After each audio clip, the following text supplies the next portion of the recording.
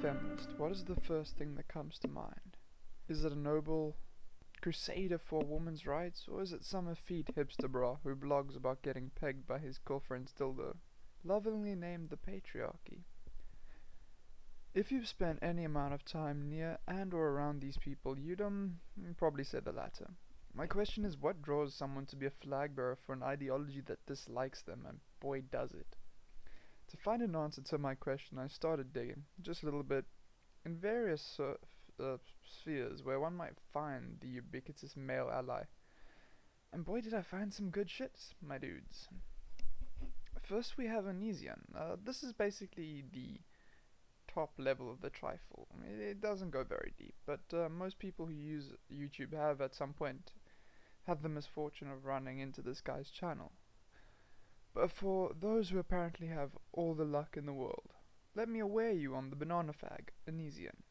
He's a YouTuber who gained a fairly sizable following by making lol random videos that appeal to teenagers.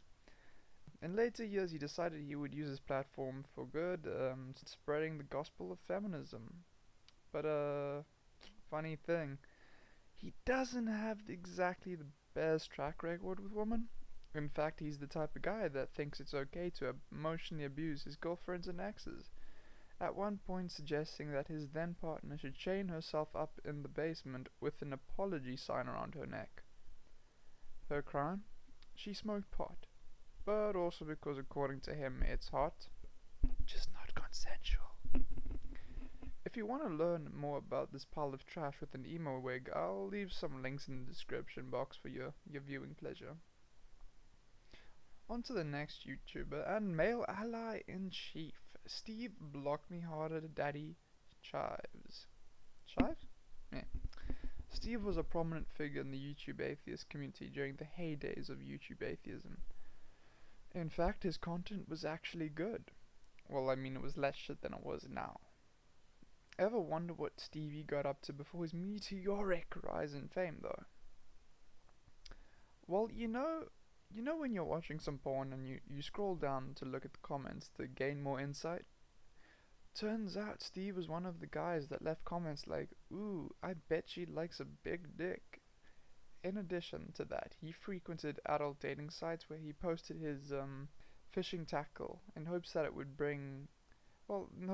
give someone would give it a nibble, you know?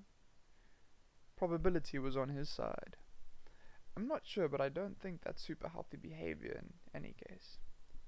Well, nowadays Steve Shives is a happily married man who uses his platform to advocate for censorship and feminism.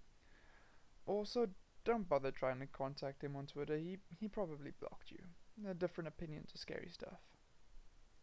Then there are the likes of Hart Knocker and Hugo Schweizer, both academic feminists that abused their positions of power by manipulating their female students, fans, for certain privileges. So what seems to be the common thread here?